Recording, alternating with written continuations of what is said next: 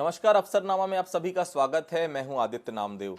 आज छत्तीसगढ़ की उस महिला आईपीएस अधिकारी के बारे में हम चर्चा करेंगे जो छत्तीसगढ़ की रहने वाली, और छत्तीसगढ़ के लिए बड़ी बात इसलिए कि छत्तीसगढ़ में ही रहने वाली, छत्तीसगढ़ में ही पैदा हुई पहली ऐसी आईपीएस अधिकारी हैं जो छत्तीसगढ़ के लिए लगातार कई जिलों में रही और एक्सीलेंट वर्किंग के नाम से पूरे प्रदेश में जानी जाती हैं, और उनके पिता भी खुद एक आईपीएस अधिकारी थे। तो स्वागत करता हूं मैं उनका। मेरे साथ मौजूद हैं 2008 बैच की आईपीएस अधिकारी पारुल माथुर जी। बहुत बहुत स्वागत है। Hello, thank you so much. Ma'am, ये कार्यक्रम हम युवाओं के लिए बेसिकली रखते हैं ताकि आपके जीवन की जो आप यहाँ तक पहुँचे हैं, जो आपका पड़ाव रहा है स्टार्टिंग फ्रॉम नर्सरी से लेकर यहाँ तक, किस तरह का वो रहा। चूंकि पिता आईपीएस अधिकारी थे, बहुत बड़ा नाम था राजीव माथुर साहब का। मैम थोड़ा पीछे लिए चलता हूँ आपका। मैम स्कूलिंग कहाँ से हुई और क्या कैसे यहाँ तक पहुँचे?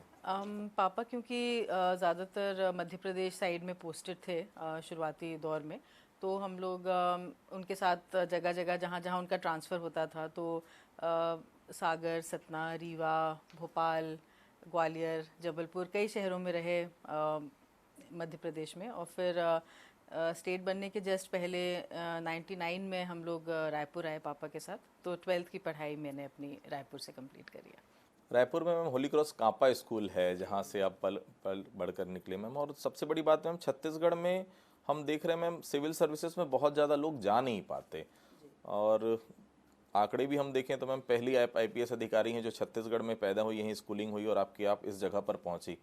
क्या दिक्कत ऐसी लगती है आपको, क्या फेस लोग करते हैं? या थोड़ा सा अगर मैं बात करूं दिल्ली मुंबई में जो पढ़ाई, जो पीएससी की बात करूं, यूपीएससी की बात करूं, वो रुझान थोड़ा सा कम लगता है यहाँ के लोगों में? थोड़ा तो कम है, क्योंकि अगर हम देखें जैसे कोचिंग सेंटर्स का एक आज बहुत इम्पोर्टेंट रोल हो गया है, या जो ऑल इंडिया लेवल के जो कॉलेजेस वगैरह हैं वहाँ से पढ़ाई करने के बाद काफ़ी सारे स्टूडेंट्स आ रहे हैं। लेकिन अब जब हमने एग्ज़ाम दिया, और अब में भी काफ़ी चेंजेस हैं, रूरल बैकग्राउंड्स के ज़्यादा लोग अब आ रहे हैं जो पहले उनको वो अपॉर्चुनिटीज़ नहीं मिलती थी। लेकिन उस समय एक माहौल ऐसा था कि बड़े शहरों से ही ज़्यादा लोग पढ़ रहे थे, और दिल्ली एक गढ़ बन गया था यूपीएससी प्रिपरेशन के लिए। तो मैंने भी वहीं जाके ही इसीलिए तैयारी करी कि जो बेस्ट कोचिंग सेंटर्स हैं, बेस्ट मटेरियल अवेलेबल है वहाँ पे, और एक पूरा माहौल होता है पढ़ाई का कि किस तरीके से पढ़ना है। क्योंकि एक दूसरे से मतलब जब हम स्टूडेंट साथ में बात करते हैं, पीयर ग्रुप होता है, तो तैयारी में भी और इंटरेस्टिंग होता है। मतलब हम लोग एक दूसरे के मॉक इंटरव्यूज़ लिया करते थे, और हमेशा डिस्कशन इसी के बारे में होता था, तो उससे एक पूरा माहौल बनता है। वो माहौल एटलीस्ट यहाँ पे अभी उस लेवल का नहीं है कि नेशनल लेवल के, मतलब यूपीएससी लेवल की पढ़ाई का थोड़ी कमी लगती है यहाँ पे। पिता मैम एनपीए डायरेक्टर थे राजीव माथुर साहब। मैम तीनों बहनें हैं आपकी, लेकिन तीनों डिफरेंट फील्ड में, और पिता को शायद आपने सबसे ज़्यादा जो है पिता को फॉलो किया। क्या पिता को देख के शुरू से ये लग गया था, क्योंकि 12th तक जैसा कि आपने बताया, उसके बाद फिर आपने दिल्ली में पढ़ाई की, तमाम जगहों में की, तो क्या शुरू से ही ये गोल था कि आईपीएस ही बनना है? हाँ, I think class 9th 10th से मेरे माइंड में था यूपीएससी में आने का। ऑफ कोर्स आईपीएस नहीं था, बट हाँ आईएएस आईपीएस दोनों ही चीज़ें मेरे माइंड में थी। और क्योंकि पापा को शुरू से देखा था, तो मेरा रुझान शुरू से ही पब्लिक सर्विस की तरफ ही था। आई नेवर वांटेड कि मैं प्राइवेट सेक्टर में जाऊँ या बाहर जाके रहूँ, इंडिया के बाहर जाके। तो उनका सबसे ज़्यादा इन्फ्लुएंस था। फिर मैंने और पता भी किया, पढ़ा भी इस जॉब के बारे में, इसके क्या रिक्वायरमेंट्स हैं, क्या डिमांड्स हैं, कैसे कितनी पढ़ाई करनी पड़ेगी। तो उन सब चीज़ों के बाद मेरा माइंड स्कूल टाइम से मेड अप था कि मुझे इसी सर्विस में आना है। परिवार का बहुत फर्क पड़ता है मैम, क्योंकि एक समय जब ऐसा आता है कि परिवार में माँ पिता शादियों के लिए ज़्यादा कंसर्न रहते हैं, लेकिन ये ऐसा परिवार था जिसमें करियर को लेकर ज़्यादा लगातार बात होती थी कि किस करियर में, बड़ी बहन कहाँ जाएगी, छोटी बहन आपकी डॉक्टर है। इसका भी बहुत फ़र्क पड़ता है मैम। बहुत फ़र्क था। मतलब हमारे पेरेंट्स ने हम उनकी तीनों डॉटर्स ही हैं, हम तीनों बहनें हैं, लेकिन कभी भी घर में ये माहौल था ही नहीं कि हमारे भाई नहीं हैं या बेटे नहीं हैं उनके। मतलब मुझे, मतलब मैं बाहर दुनिया में देखती थी तो मुझे लगता था कि ये क्यों कंसर्न है, क्यों लोग बेटों वगैरह की बात करते हैं, क्योंकि हमारे घर में पूरी फैमिली में कभी ऐसा माहौल नहीं रहा। तो जैसे बेटों के लिए माँ बाप सोचते हैं कि उन्हें आगे जाके क्या पढ़ाई करनी है, अपना करियर बनाना है, कैसे सेटअप होना है, वी गॉट द सेम मतलब अपब्रिंगिंग। और दोनों ही का, मदर का भी फादर का भी, दोनों का ही इसमें इक्वल कंट्रीब्यूशन था। ऐसा नहीं था कि मम्मी कंजर्वेटिव थी कि उनको ऐसा लग रहा हो कि मेरी बेटियां क्या करेंगी। Both of them were very supportive. और हम पे कोई प्रेशर नहीं था कि इस एज तक, अच्छा 24 साल तक ट्राई कर लो फिर शादी होनी है। ये था कि जब तक पढ़ाई करनी है, जहाँ पढ़ाई करनी है, we were free to do that. 3 बहनें हैं मैम आप लोग, लेकिन आप ही को क्यों लगा कि मुझे ही आईपीएस बनना है? एक तो डॉक्टर बन गई, एक कहीं और है, लेकिन आपने ही क्यों सोचा कि मुझे पिता के नक्शे कदम पे ही चलना है?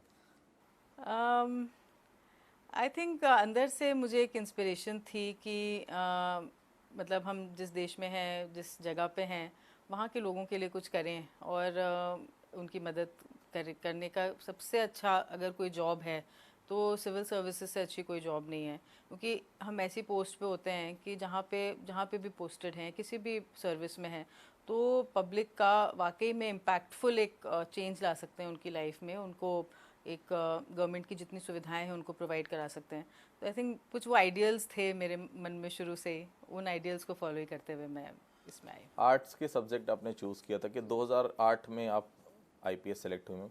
उसके पहले से तैयारियां कहाँ आपने की, किस तरह से तैयारी की? क्योंकि यूथ के लिए बहुत ज़रूरी है, जो तैयारी करना चाहते हैं या जो चाहते हैं वो यूपीएससी फाइट करें और सेलेक्ट हों, उनके लिए क्या कहना चाहते हैं? उस समय हिस्ट्री सब्जेक्ट काफ़ी पॉपुलर हुआ करता था, और अभी भी आई थिंक ट्रेडिशनली हिस्ट्री अच्छा सब्जेक्ट रहा है। तो मेरा एक सब्जेक्ट हिस्ट्री था और एक ज्योग्राफी की, और मैंने प्रिपरेशन करी थी उस समय। और स्कूल लेवल तक मैंने लेकिन साइंस की भी पढ़ाई करी, क्योंकि मुझे लगता था कि एक साइंस का बैकग्राउंड होने से एक अच्छी पकड़ होती है हर फील्ड में। तो 12th तक मैंने, केमिस्ट्री की स्टूडेंट अचानक हाँ फिर आर्ट्स में हाँ, कन्वर्ट?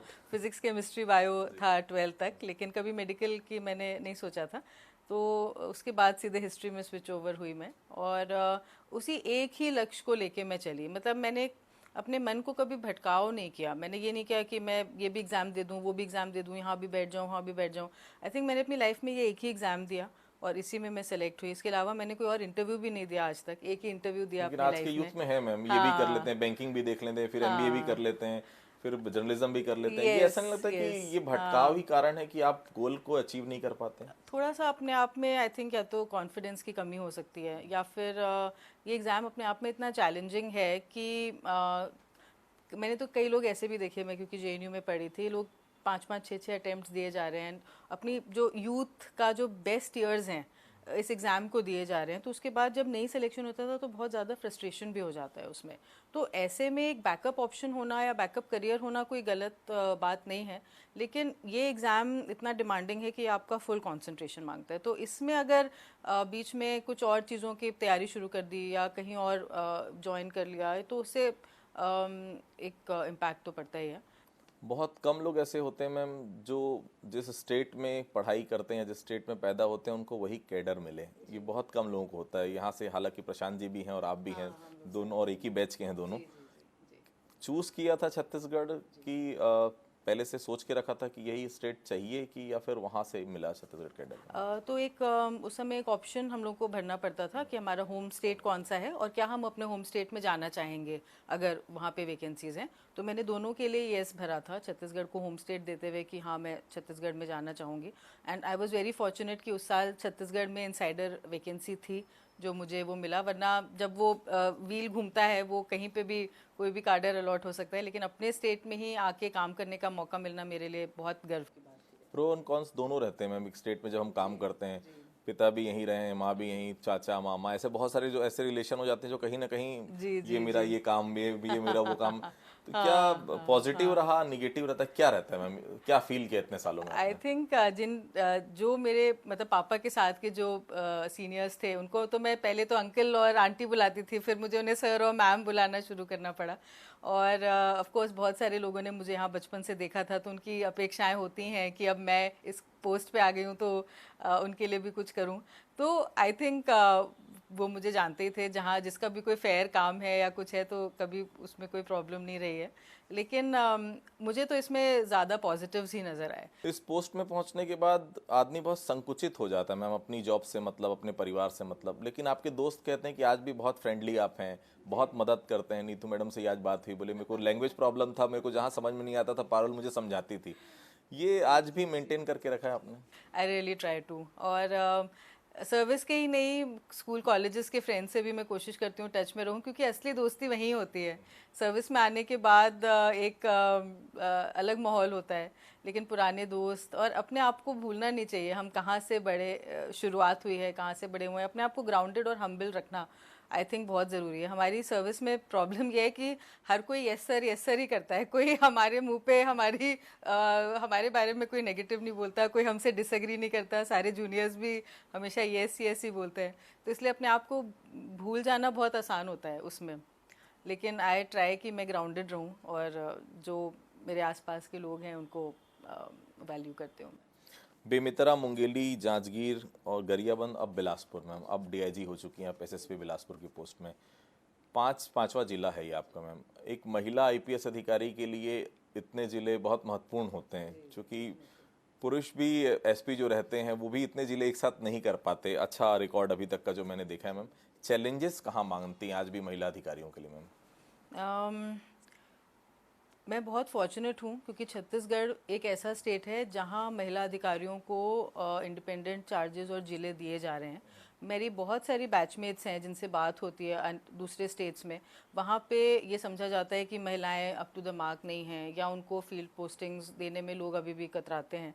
तो एक तो यहाँ अपॉर्चुनिटीज़ अवेलेबल हैं, ये बहुत इम्पॉर्टेंट बात है। दूसरा, मुझे कहीं भी ऐसा कभी भी नहीं लगा अपने करियर में फ्रैंकली कि महिला अधिकारी और पुरुष अधिकारी, हम अधिकारी हैं और एक बार जब वर्दी पहन ली, एक पोस्ट पे आ गए, तो अब अपना प्रोफेशनलिज्म अपने काम से ही हम सीनियर्स को भी, जूनियर्स को भी, पब्लिक के साथ जो भी इंट्रैक्शंस होते हैं, तो मुझे तो हमेशा एक पॉजिटिव वही लगा, एक पॉजिटिव मतलब अपने उसमें लगा। क्योंकि कोई भी आता है तो जैसे पुलिस की एक इमेज बनी हुई है कि ठीक से बात नहीं करते, या मिलते नहीं हैं, या बोली खराब है, या गाली गलौज करते हैं। तो मुझसे कोई मिलता है तो मुझे इतने सारे लोग बोलते हैं आप पुलिस ऑफिसर जैसी नहीं लगती। मैं कहा मैं क्या करूं मतलब और मुझे क्या करना चाहिए, मतलब मैं अपने आप मैं मैनली हो जाऊं, या मैं दूसरी तरह से बिहेव करना शुरू करूं, या अपनी बोली बदल दूं, ऐसा मुझे कभी ज़रूरी नहीं लगा इस जॉब के लिए। बल्कि पब्लिक तो यही एक्सपेक्ट करती है कि मतलब एक एम्पथी और एक मतलब अपनेपन के साथ कोई उनसे बात करे। तो आई थिंक मैं जैसी हूँ मैंने अपने आप को बदला नहीं, और आई थिंक पब्लिक से भी मुझे ये अप्रिसिएशन मिला, अपने जूनियर्स से भी मुझे ये अप्रिसिएशन मिला कि मैं सबको एक टीम की तरह बांध के और सबकी बातें सुनकर, उनका फीडबैक लेकर उसके बाद काम करती हूँ। तो I think being a women officer is मतलब ऐसा बिल्कुल कोई इसमें पुलिसिंग में कोई भी ऐसा कोई नेगेटिव पॉइंट नहीं। बहुत अलग अलग तरह के ज़िले हैं मैम जहाँ आपने काम किया। बेमेतरा बहुत अलग डिफरेंट है, मुंगेली बहुत अलग तरह का एरिया है, जांजगीर वो भी बहुत अलग तरह का एरिया है, गरियाबंद नक्सलाइट एरिया भी है, आदिवासी इलाका भी है, बिलासपुर और चैलेंजिंग है क्योंकि हाई कोर्ट जहाँ पर है वहाँ काम करना अपने आप में बड़ा चैलेंज रहता जी है। जी। तो जो बेमेतरा से बहुत छोटा जिला से उस समय शुरुआत हुई थी आपकी मैम, उस जिले में और बिलासपुर में, चूंकि पहले बिलासपुर का जिक्र करूंगा, एसएसपी अब यहाँ की हो गई हैं, हाई कोर्ट जहाँ पर रहता है चैलेंज बहुत रहता है मैम। ट्रैफिक व्यवस्था यहाँ की बहुत बड़ी चैलेंजेस है, क्राइम ग्राफ बहुत अलग तरीके का यहाँ पर। जांजगीर में आप रही, एक्सीडेंट बहुत होते हैं वहाँ पर, वो अलग है, इंडस्ट्री अलग है वहाँ पर। बिलासपुर में हाई कोर्ट है, यहाँ पर किस तरह का चैलेंज बिलासपुर में आप देख रही हैं? बिलासपुर क्योंकि अब रायपुर के बाद एक सबसे बड़ा महानगर है छत्तीसगढ़ का, तो यहाँ हर तरह के चैलेंजेस हैं डेफिनेटली। हाई कोर्ट के प्रोटोकॉल्स और सीनियर जुडिशरी के सारे इश्यूज तो रहते हैं, लेकिन उनमें से भी मैंने देखा है कि कभी भी कोई अनरीजनेबल बात नहीं हुई है। मतलब they are all very very reasonable, और जो भी मुद्दे उठते हैं उसको हम लोग साथ बैठ के मीटिंग्स करके रिजॉल्व भी करते हैं। क्राइम डेफिनेटली, सेंसेशनल क्राइम अगर देखें तो काफ़ी फोकस में आया है बिलासपुर, क्योंकि बड़ा जंक्शन भी है, रेलवे का जंक्शन है, तो काफ़ी मूवमेंट भी रहता है यहाँ पे, बाहर के लोगों का भी रहता है। तो उससे क्राइम पॉइंट ऑफ व्यू से बिलासपुर एक बहुत चैलेंजिंग एरिया है। लेकिन यहाँ की जो तासीर है, ओवरऑल जो लोग हैं, मतलब they are peace loving still. मतलब ऐसा नहीं है कि अनावश्यक कोई गुंडागर्दी हो रही है या उस तरह की चीज़ें हैं। और अभी भी पब्लिक के मन में पुलिस के साथ काम करने का और एक तालमेल बिठाने का एक वो है, वो मैंने छत्तीसगढ़ की फ्रैंकली हर ज़िले में देखा है। यहाँ अभी भी public overall is very peace loving, और जो कनिंगनेस होती है या लोगों में चीटिंग का होता है, वैसे बहुत ही कम है अभी भी। तो इसीलिए पुलिसिंग यहाँ पे उस हिसाब से अच्छे से। एक बहुत चैलेंजिंग केस था मैम जांजगीर का, मुझे बहुत अच्छे से याद है। एक 7 साल के बच्चे का अपहरण हो गया था। बच्चे का अपहरण वैसे भी बहुत चैलेंज इसलिए होता है मैम कि जहाँ बातें फैलती हैं कि पुलिस इन्वॉल्व हो गई, कहीं ना कहीं उस बच्चे की जान का खतरा सबसे बड़ा रहता है।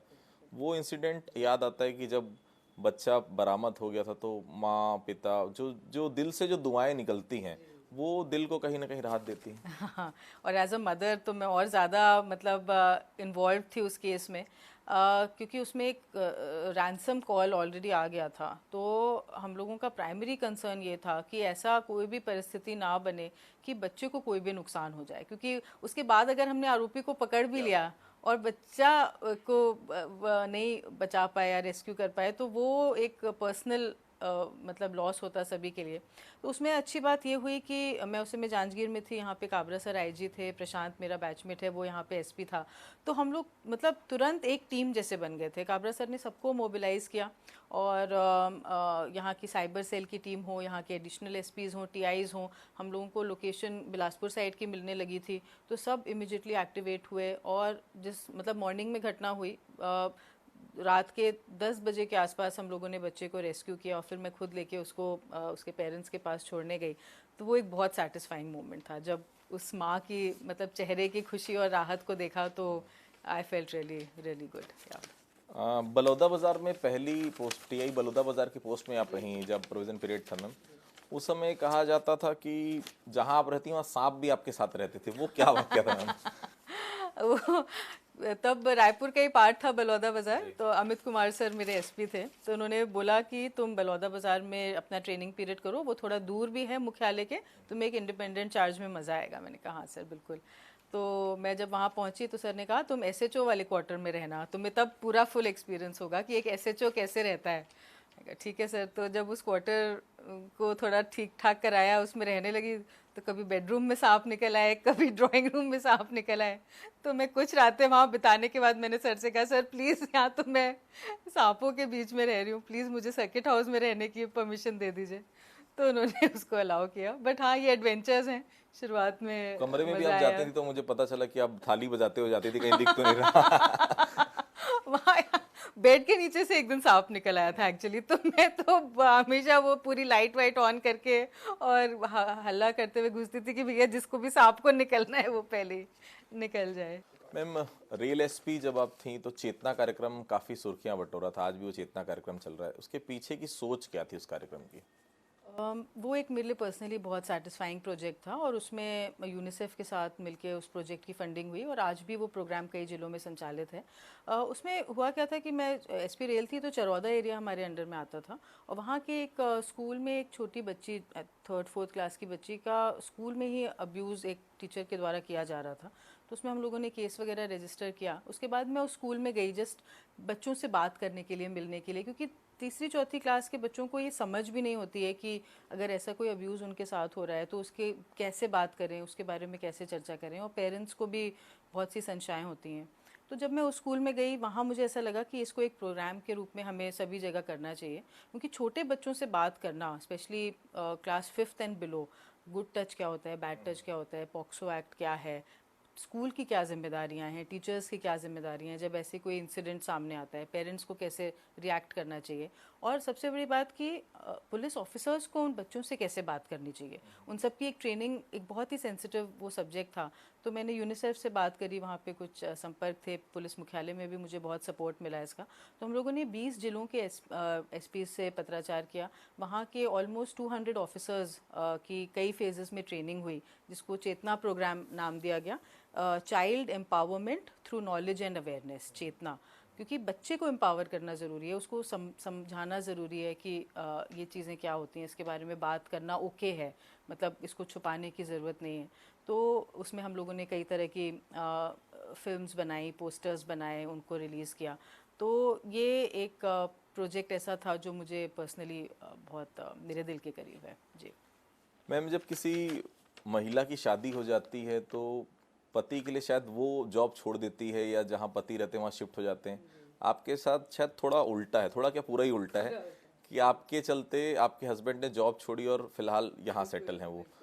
ये एक, सुकून मिलता है क्योंकि परिवार का साथ हर समय ज़रूरी रहता है मैम, क्योंकि बिना परिवार के साथ में आप इतना बड़ा काम नहीं कर सकते, और परिवार को साथ में लेके चल रहे हैं तभी सक्सेस हो पा रहे हैं मैम। जैसे वो कहावत है ना, behind every successful man there is a woman, but it is also true that behind every successful woman also there is a man, because दोनों के तालमेल के बिना पॉसिबल नहीं है। किसी को भी इस तरह की जॉब करना एक बहुत चैलेंजिंग होता है। विद बच्चों के होने के बाद एक और बड़ा चैलेंज बन जाता है। तो जब हमारी शादी हुई तो हस्बैंड हैदराबाद में थे, वो एक कॉरपोरेट जॉब में थे अमेज़ॉन में। लेकिन अनफॉर्चुनेटली उस तरह की कॉरपोरेट अपॉर्चुनिटीज़ रायपुर में अवेलेबल भी नहीं थी। उस तरह की नौकरियां यहाँ पे, कंपनीज यहाँ पे इस्टेब्लिश्ड नहीं थी। तो शादी के कुछ टाइम बाद उन्होंने एक निर्णय लिया कि हमें साथ रहना है। ये लॉन्ग डिस्टेंस में मतलब कहीं ना कहीं एक मैरिज सफ़र करती है, बच्चे सफ़र करते हैं। तो he took the decision to quit his job and अपना बिजनेस उन्होंने रायपुर में सेटअप किया, जबकि हमारा कोई बिजनेस बैकग्राउंड नहीं था किसी भी हमारे पूरे परिवार में। लेकिन भगवान की दुआ रही कि उनका बिजनेस बहुत अच्छा सेटअप हुआ रायपुर में, और पिछले 6-7 साल से वो अब रायपुर में ही हैं। तो अब क्योंकि वो रायपुर में है तो रायपुर बिलासपुर रहो या गरियाबंद रहो, वो दूरियां नहीं लगती हैं, वो बहुत बड़ा एक वो है। और मेरे पेरेंट्स, मेरे इन लॉज सभी ने आई थिंक मेरे घर को संभाला है, मेरे बच्चों को संभाला है, जिसकी वजह से मैं इंडिपेंडेंटली ये नौकरी भी कर। सिविल सर्विसेज में जब हम सेलेक्ट होते हैं मैम, तो ये की रहता है कि पति कम से कम, अगर हम आईपीएस हैं तो आईएएस रहे, या ये बात तो नहीं रही, या ये परिवार की नहीं तय की थी ये शादी, टोटल अरेंज मैरिज थी? हाँ, कोई मिला नहीं एकेडमी में तो फिर हम पापा मम्मी ने ढूंढा मैच मेरे लिए, और आई थिंक इससे अच्छा मैच नहीं हो सकता। हम लोग तो अपनी शादी को पब्लिक प्राइवेट पार्टनरशिप कहते हैं, best of both worlds. Ma'am, youth आज भी बहुत भटकाव है यूथ के मन में। मैंने देखा है फेसबुक, व्हाट्सअप, सोशल साइट्स में जितना समय वो बिता रहा है, वो समय ठीक है। अब हम ऑनलाइन पढ़ाई की तरफ हमने 2 साल हमने देखा कोविड के समय, तो ज़रूरी भी है मोबाइल का यूज़ करना, बट वो कहीं ना कहीं गलत दिशा में जा रहा है। यूथ के लिए क्या कहना चाहेंगी जिनको कंपटीशन एग्ज़ाम फाइट करना है, कॉम्पिटिटिव एग्ज़ाम में आगे बढ़ना है, यूपीएससी, पीएससी जैसे इतने ऐसे एग्ज़ाम है जिसमें आपको एक गोल सेट करके रखना पड़ता है और पूरा समय अपना डेडिकेशन के साथ देना पड़ता है, उनके लिए क्या कहना चाहेंगे?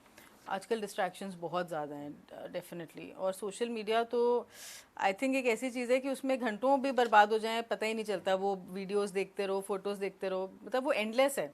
उसमें कोई प्रोडक्टिविटी नहीं है, कोई आपको नॉलेज गेन नहीं हो रही है, कुछ भी हो नहीं रहा है, लेकिन टाइम वेस्ट करने के लिए सबसे आसान चीज़ है। तो स्पेशली जो वो टाइम है जब आपको अपना करियर बनाना है, अपने दिशा के लिए सोचना है, तो उस पीरियड को वेस्ट बिल्कुल करने की कोई गुंजाइश नहीं है।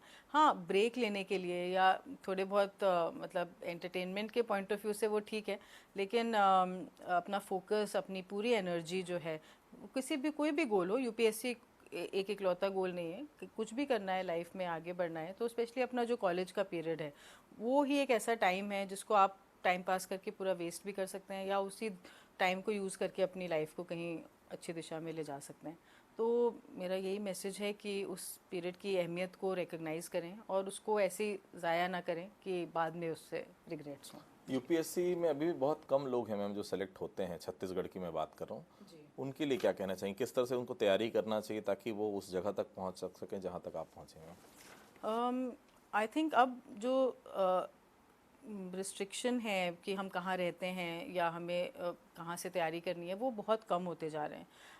अभी कोविड के बाद तो जितने भी अच्छे अच्छे इंस्टीट्यूट्स हैं उनकी भी ऑनलाइन क्लासेस अवेलेबल हो गई हैं, उनका पूरा मटेरियल ऑनलाइन अवेलेबल हो गया है। तो एक अपने सब्जेक्ट की पहले पहचान करना कि हम कौन से सब्जेक्ट में अच्छे हैं, कौन सा सब्जेक्ट हम 2 साल 3 साल तक लगातार पढ़ सकते हैं, जिसको, क्योंकि एक तपस्या जैसा ही एग्ज़ाम, क्योंकि एक ही एग्ज़ाम, इस एग्ज़ाम ऐसा है जो कि पूरा 1 साल लगता है एक केवल साइकिल को कंप्लीट होने में। पहले प्रीलिम्स हैं, फिर मेंस हैं, फिर इंटरव्यू है, और अगर इंटरव्यू में रुक गए तो फिर एक पूरा साल। तो ये एक तपस्या से कम नहीं है। तो अपना सब्जेक्ट बहुत अच्छी तरह से चूज़ करें जिसमें आपका इंटरेस्ट हो और अपना एक कैपेबिलिटी हो, और कहीं ना कहीं अपनी कैपेबिलिटी को समझ के फिर अगर 2-3-4 अटेम्प्ट्स दे दिए हैं और फिर भी नहीं हो पा रहा है, तो अपने बेस्ट ईयर्स को वेस्ट भी ना करें। मतलब अपनी, ठीक है, आपने एक एग्ज़ाम को टाइम दिया, उसको तैयारी करी, लेकिन ज़रूरी नहीं है कि हर कोई उस सर्विस में आ सके। तो उसको रिकग्नाइज़ करके और फिर अपनी लाइफ को दूसरी दिशा में ले जाना भी उतना ही इम्पोर्टेंट है। मतलब उससे फ्रस्ट्रेट हो जाना, या कई लोग सुसाइड और उस तरह के भी, मतलब जब हम देखते हैं बच्चे जब सफल नहीं हो पाते तो उस तरह की दिशा में भी जाते हैं। It's not the end of life. मतलब आजकल तो इतने करियर ऑप्शंस अवेलेबल हैं, बल्कि जो पिछले 15-20 सालों में नहीं थे, तो बहुत से अच्छे ऑप्शंस हैं, उनको एक्सप्लोर करना चाहिए। लेकिन जो भी आपका फोकस हो उस पर मेहनत से काम। 5वां जिला है मैम बिलासपुर आपका। अभी भी कुछ ऐसी चीज़ लगती है कि जो और बेटर हो सकती थी, अभी तक आप नहीं कर पाए, आने वाले समय में वो प्रायोरिटी रहेगी, ऐसा कुछ करने का प्लान हो? अभी तक का जो सफ़र रहा है वो क्योंकि फील्ड ओरिएंटेड रहा है, तो फील्ड में हम लोग ज़्यादातर जो इश्यूज आते हैं, जो केसेस आते हैं, एक हम लोग फायर फाइटिंग टाइप के मोड में होते हैं। ऐसा मुझे लगता है कि आज की क्या प्रायोरिटी है, आज क्या केस हो गया, क्या चीज़ हो गई। लेकिन जब और सीनियर लेवल पे जाते हैं, PHQ जाते हैं, तो एक विजन के साथ काम किया जा सकता है। तो मैं फील्ड लेवल में कोशिश करती हूँ कि स्पेशली क्योंकि एज अ लेडी ऑफिसर बहुत सी अपेक्षाएं होती हैं कि महिलाओं और बच्चों के लिए कुछ कार्यक्रम हो, तो उस पर कुछ ना कुछ वर्किंग और मैं करना चाहूँगी। और आज की डेट में जो मुझे एक सबसे बड़ी समस्या, जैसा आपने भी मेंशन किया, साइबर क्राइम, क्योंकि इतने ज़्यादा लोग ऑनलाइन ट्रांजैक्शंस अब कर रहे हैं जो पूर्व में नहीं कर रहे थे, और बैंकिंग फ्रॉड्स भी बहुत ज़्यादा इसमें हो रहे हैं। तो इसमें बैंकों की जो जिम्मेदारी है उसको निर्धारित करना भी बहुत ज़रूरी है। तो इस फील्ड में भी मैं काम करना चाहूँगी। एक आखिरी सवाल और है, फैमिली बैकग्राउंड में आपने बताया पति, बच्चा जो बेटा है आपका, उसके लिए भी कुछ प्लान अभी से? हाँ, नहीं नहीं, अभी तो वो बहुत छोटा है, 7 साल का है। अभी वो अपना स्कूल पीरियड एंजॉय करे। उसको मैं बहुत इंडिपेंडेंट है, और मुझे बहुत खुशी होती है, क्योंकि वो मतलब ऐसा नहीं है कि हर वक्त उसको मेरी ज़रूरत है। उससे उसकी अपनी पर्सनालिटी डेवलप हो रही है, और अभी जिस दिशा में भी वो जाएगा मैं उसको सपोर्ट करूँगी। बहुत बहुत शुभकामनाएं। तो आपने सुना पारुल माथुर जी से, किस तरह से अगर आपको करियर आपको बनाना है, आपको अगर अपने करियर को लेकर अचीव करना है, गोल अचीव करना है, तो आपको समय देना पड़ेगा। कॉलेज लाइफ आपके लिए बेहतर भी हो सकती है, कॉलेज लाइफ आप एंजॉय करके ख़त्म भी कर सकते हैं, और कॉलेज लाइफ ही वो लाइफ होती है जिसमें आप अपने करियर के लिए सबसे ज़्यादा कंसर्न रह सकते हैं, और अगर कंसर्न आप रहेंगे तो निश्चित तौर पर सफलता आपको ज़रूर मिलेगी। तो अवसरनामा में आज इतना ही। अगली बार फिर किसी अवसर से आपसे मुलाकात करेंगे, तब तक के लिए बहुत बहुत धन्यवाद।